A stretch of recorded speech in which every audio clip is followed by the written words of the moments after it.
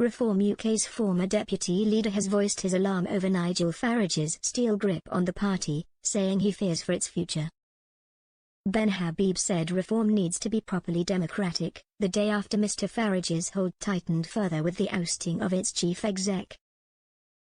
Mr Habib suggested it isn't healthy for Mr Farage, who has jetted off to the US for the second time since becoming an MP, to have absolute control.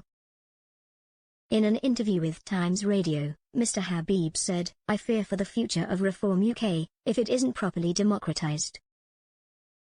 His remarks come after Paul Oakden, who had been CEO since the party's inception as the Brexit Party, was asked to leave. His single share in Reform UK Limited was transferred to Mr Farage after his departure, taking the leader's controlling shareholding up from 53% to 60%. Mr Habib said, "The challenge for Reform now is, can it go from being an insurgency shouting on the sidelines with 2 or 3, articulate speakers at the top of the party making the case, to being a proper political party? In other words, actually being democratized, behaving like a party as opposed to a company." And he continued, "But, you can't stand for a democratic entity that is the United Kingdom, celebrate and champion the democracy, if the party through which you wish to do it, isn't itself democratic." Mr Habib said setting up a branch structure and a constitution wouldn't address Mr Farage's control over Reform. He said, "He owns the majority of the shares, and in a private limited company, he who owns the majority has absolute control. If that structure isn't changed, then it won't be truly democratized.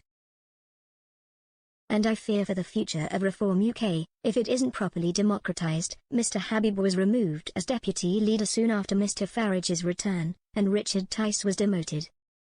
Defending the work he, Mr Oakden and Mr Tice did, Mr Habib said, "Nigel is a tour de force, a fantastic campaigner known around the country and everything else. But notwithstanding his contribution during the general election, we got 14% of the votes. So we were polling 16% when the general election was called, and we got 14% as a result of it. So that amateur team actually delivered a damn good result." The Mirror understands Mr Oakden was effectively made redundant, after the party made the decision to sunset the CEO position. Richard Tice, the former leader, now deputy leader after Mr Farage's surprise return during the election campaign, holds 5 shares, or 33% of the firm. Reform is currently set up as a limited company, owned by Mr Farage, Mr Tice and party treasurer Maidash Azami, who holds the final share. A Reform spokesman said, "As part of the process of professionalizing the party, we have restructured the organization. The CEO position has been sunset. The party will be rapidly building a branch structure across the country and standing thousands of candidates in local elections next year."